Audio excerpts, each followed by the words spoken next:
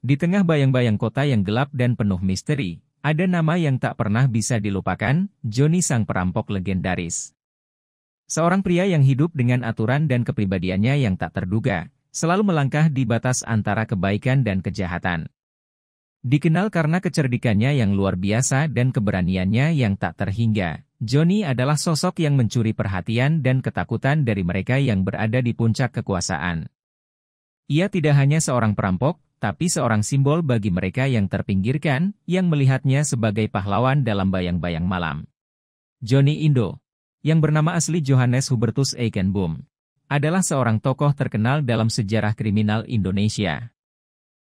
Lahir pada 6 November 1948 di Garut, ia dikenal sebagai perampok yang terkenal pada dekade 1970-an, khususnya dalam merampok toko emas di Jakarta. Dia sering beraksi bersama kelompoknya yang bernama Pachinko, pasukan Cina Kota. Aksi perampokannya, yang sering dilakukan pada siang hari, menggegerkan masyarakat pada masa itu. Inilah kisah hidup Johnny sang perampok legendaris, dari awal yang penuh harapan hingga akhirnya jatuh terhempas oleh takdir. Johnny dilahirkan di sebuah desa terpencil di kaki gunung, di mana kehidupan rakyatnya miskin dan penuh dengan kesulitan. Ayahnya seorang petani yang bekerja keras, namun tak pernah mampu memberikan kehidupan yang layak untuk keluarganya. Ibunya, seorang wanita lembut yang selalu mengajarkan nilai-nilai kejujuran, meninggal ketika Johnny masih sangat kecil. Sejak itu, hidup Johnny berubah drastis. Ayahnya jatuh ke dalam keputusasaan, terjebak hutang, dan semakin sering meninggalkan Johnny sendirian. Pada usia 8 tahun, Johnny sudah bisa merasakan pahitnya hidup, dan disitulah benih-benih dendam mulai tumbuh. Ia sering melihat anak-anak lain bermain dengan pakaian yang lebih bagus, sementara dirinya hanya punya pakaian kumal dan makan seadanya. Namun, Johnny bukan anak yang mudah menyerah.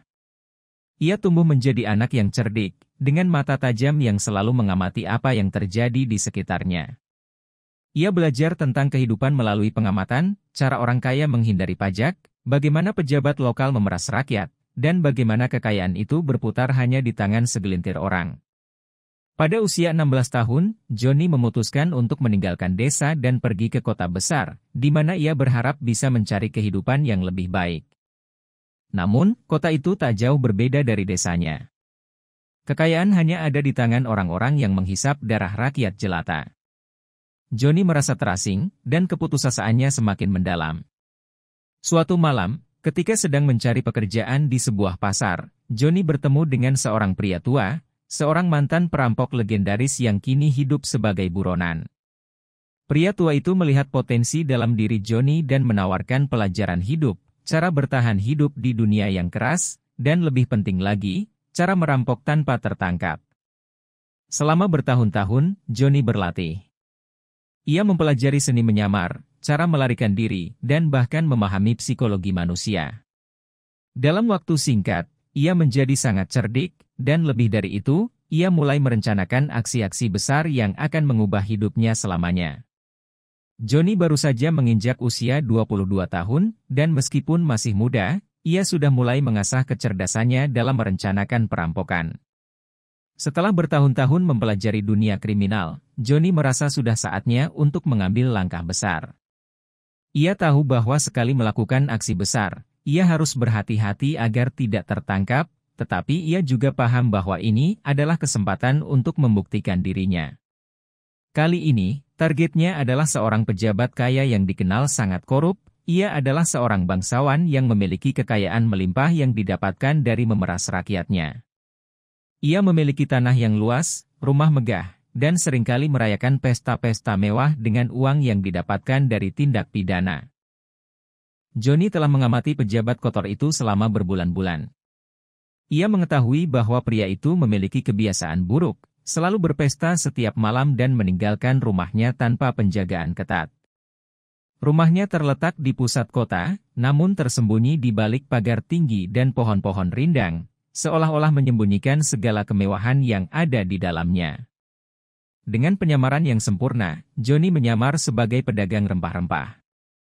Dia membawa karung berisi barang-barang yang tampaknya biasa, tetapi di dalamnya ada alat-alat yang ia butuhkan untuk melancarkan aksi perampokannya.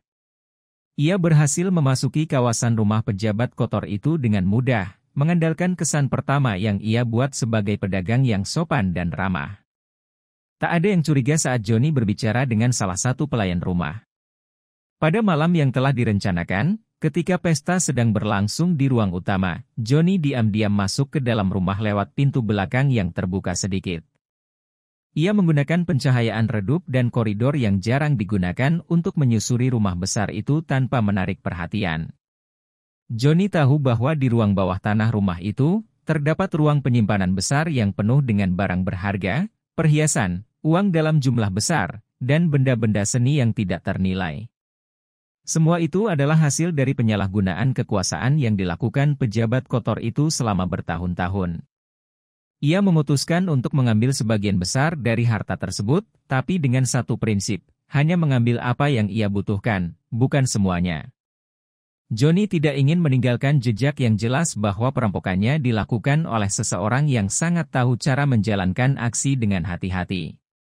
Setelah berhasil menemukan ruang bawah tanah, Johnny mulai mengumpulkan emas batangan yang terletak di dalam brankas besar, perhiasan berlian yang disimpan dengan hati-hati, dan beberapa dokumen yang bisa menjadi bukti tindak pidana pejabat kotor itu. Ia juga berhasil menemukan buku besar yang berisi catatan keuangan ilegal, sebuah bukti yang bisa menghancurkan karir pejabat kotor itu. Namun, saat itu, Johnny mendengar langkah kaki. Pelayan rumah yang berkeliling untuk memastikan semuanya aman mendekat ke ruang bawah tanah. Dengan cepat, Johnny bersembunyi di balik rak-rak buku besar dan menahan napas. Ia bisa mendengar suara pelayan yang berbicara dengan seseorang, tapi tak satu pun yang menyadari kehadirannya. Beberapa detik terasa seperti berjam-jam. Hati Johnny berdegup kencang, namun ia tahu bahwa jika ia terburu-buru, semuanya akan berantakan. Ketika suara langkah kaki itu mulai menjauh, Johnny kembali melanjutkan pekerjaannya. Ia mengemas semua barang berharga itu dengan rapi dan menurunkannya ke ruangan yang lebih aman. Rencana berikutnya adalah melarikan diri sebelum semua orang sadar bahwa mereka telah dibobol. Namun, sebelum ia sempat keluar, Johnny mendengar suara kaca pecah. Ternyata, pesta yang sedang berlangsung telah berakhir, dan seseorang secara tidak sengaja melemparkan gelas ke lantai. Beberapa tamu pesta mulai beranjak, dan suasana menjadi lebih ramai. Saat itulah Johnny menyadari bahwa waktunya semakin sempit. Dengan keberanian yang mengalir dalam dirinya, Johnny dengan cepat menyembunyikan dirinya di ruang bawah tanah, menunggu keramaian itu mereda. Tak lama setelah suasana kembali tenang, ia memutuskan untuk bergerak. Melalui jalan belakang yang sudah dipersiapkan sebelumnya, Johnny keluar dari rumah pejabat kotor itu dengan barang-barang berharga itu, menyelinap di antara bayangan pohon tinggi di halaman belakang. Ia berlari menuju tempat persembunyiannya yang telah disiapkan di luar kota. Di sanalah ia akan menyembunyikan hasil rampokannya dan menunggu saat yang tepat untuk menjualnya. Keesokan harinya, kabar tentang hilangnya barang-barang berharga milik pejabat kotor itu sudah tersebar luas.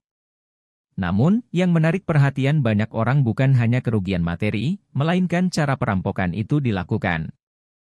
Semua orang bertanya-tanya, bagaimana bisa seorang perampok masuk dan keluar tanpa meninggalkan jejak? Johnny tidak hanya berhasil mendapatkan uang dan barang berharga, tetapi yang lebih penting, ia berhasil mengguncang sistem yang telah merajalela. Ia merasa puas, tetapi juga tahu bahwa ini adalah awal dari perjalanan panjangnya. Perampokan ini bukan sekadar pencurian biasa. Ini adalah pesan untuk orang-orang kaya dan berkuasa bahwa kejahatan mereka tidak akan pernah terlupakan. Aksi pertamanya yang sukses ini menjadi sebuah legenda. Nama Johnny mulai dikenal, bukan sebagai perampok biasa, tetapi sebagai seseorang yang memiliki kecerdikan dan keteguhan hati dalam melakukan apa yang menurutnya benar. Ia bukan sekadar mencuri, tetapi juga membalas dendam atas ketidakadilan yang selama ini ia lihat di sekitarnya. Seiring berjalannya waktu, nama Johnny mulai dikenal. Ia tidak hanya dikenal sebagai perampok biasa, tetapi sebagai perampok yang memiliki kode moral. Ia hanya merampok orang-orang yang dianggap jahat, orang kaya yang tidak peduli dengan penderitaan orang lain. Banyak orang mulai melihatnya sebagai pahlawan, meskipun dengan cara yang gelap dan penuh kontroversi. Namun, semakin banyak aksi perampokannya, semakin banyak pula musuh yang ia buat. Polisi, tentara, bahkan rival-rival kriminal mulai mengejarnya. Tapi Johnny selalu berhasil meloloskan diri dengan kecerdikan dan keberaniannya. Seiring berjalannya waktu, nama Johnny semakin dikenal di dunia bawah tanah. Setiap kali ia melancarkan perampokan, ia melakukannya dengan kecerdikan yang luar biasa, seolah-olah ia selalu bisa meramalkan setiap langkah yang diambil oleh pihak berwajib. Ia berhasil menyusup ke dalam istana para pejabat, merampok bank-bank terbesar, dan mencuri harta orang-orang kaya yang memiliki kekuatan besar. Namun, semakin terkenal namanya, semakin banyak musuh yang mulai memburunya. Ada satu musuh yang jauh lebih berbahaya daripada yang lainnya, Arka, seorang detektif muda yang cerdas dan penuh ambisi. Arka bukan hanya seorang detektif biasa, dia adalah anak dari seorang hakim korup yang telah kehilangan segalanya akibat salah satu perampokan Johnny. Ayah Arka, yang dulu sangat berkuasa, telah dihancurkan oleh salah satu perampokan besar Johnny yang mengungkapkan seluruh praktik kotor dan suap yang ia lakukan di pengadilan. Keluarganya jatuh miskin, dan sang ayah dijebloskan ke penjara, meskipun hanya menjalani hukuman ringan karena pengaruh kuat yang masih dimilikinya. Arka tumbuh dengan kebencian mendalam terhadap Johnny. Ia tidak hanya melihatnya sebagai perampok biasa, tetapi sebagai musuh yang harus dihancurkan untuk menebus kehormatan keluarganya. Ia berjanji pada dirinya sendiri bahwa ia akan menjadi orang yang menangkap Johnny, tidak peduli seberapa sulit atau berbahayanya itu. Arka tahu bahwa untuk menangkap Johnny, ia harus lebih pintar, lebih cepat, dan lebih tak kenal ampun daripada siapapun. Pada awalnya, Johnny tidak menganggap Arka sebagai ancaman serius. Ia mendengar kabar tentang detektif muda yang obsesif itu, tetapi merasa bahwa Arka hanyalah salah satu dari sekian banyak yang terobsesi menangkapnya. Namun, ia mulai merasa ketegangan yang berbeda ketika ia menyadari bahwa Arka bukan hanya berusaha untuk menangkapnya dengan cara biasa. Arka mempelajari semua tindakan Johnny, menganalisis pola-pola yang ia tinggalkan, dan mulai merancang jebakan-jebakan untuknya. Pada usia 40 tahun, setelah bertahun-tahun melarikan diri dari pihak berwenang, Johnny akhirnya terjebak. Ia merencanakan perampokan terbesar dalam hidupnya, untuk mencuri emas dari sebuah bank yang sangat terjaga ketat. Namun, kali ini, takdir berkata lain. Di tengah aksi, Johnny terperangkap oleh Arka, yang telah menunggunya di dalam bank. Dalam pertempuran terakhir yang penuh ketegangan, Johnny mengakui kepada Arka bahwa hidupnya telah dipenuhi dengan kebohongan dan penyesalan. Ia bertanya kepada Arka apakah hidupnya yang penuh perampokan dan pelarian itu bisa dihitung sebagai pembalasan untuk semua ketidakadilan yang ia alami. Arka, yang kini melihat sisi manusiawi dari Johnny, merasa bingung. Namun, pada akhirnya, ia tahu bahwa hukum harus ditegakkan. Johnny ditangkap dan dihukum mati. Di dalam selnya yang sempit, Johnny Indo duduk bersandar, menatap langit-langit yang retak. 3 tahun sudah ia menjalani hukuman di penjara paling kejam di Indonesia. Namun, pikirannya tidak pernah mati, ia terus merencanakan pelarian. Setiap hari adalah pertarungan. Bukan hanya melawan sipir yang kejam, tetapi juga tahanan lain yang siap menusuk dari belakang. Johnny tahu, bertahan hidup di tempat ini butuh lebih dari sekadar keberanian. Ia menjalin aliansi dengan beberapa napi lainnya orang-orang yang juga punya impian yang sama, kabur dari penjara ini. Ia bekerja di dapur penjara, sebuah posisi yang ia pilih dengan hati-hati. Dari sini, ia bisa mengamati pergerakan sipir, jadwal patroli, dan celah keamanan. Ia tahu, satu-satunya cara untuk keluar adalah dengan memanfaatkan waktu dan sumber daya yang terbatas.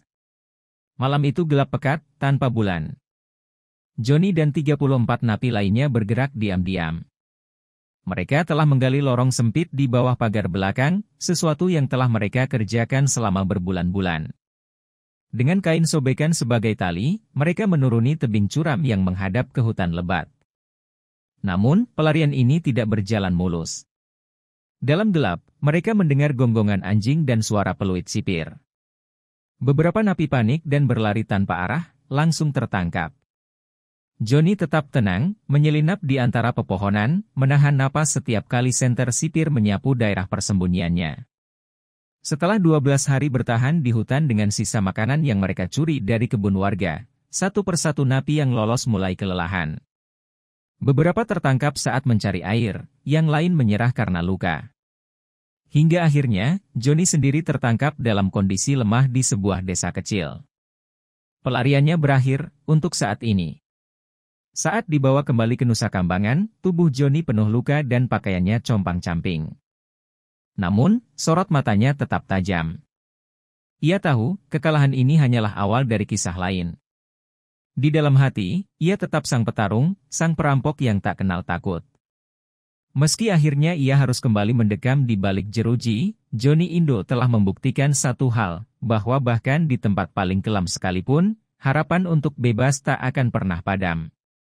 Namun, satu hal yang pasti, Johnny sang perampok legendaris akan selalu dikenang sebagai sosok yang berani melawan ketidakadilan, meskipun caranya penuh kontroversi. Jangan lupa untuk like dan subscribe agar tidak ketinggalan kisah-kisah seru lainnya yang akan mengungkap kisah-kisah penuh makna, kekuatan, dan keberanian yang tak terduga.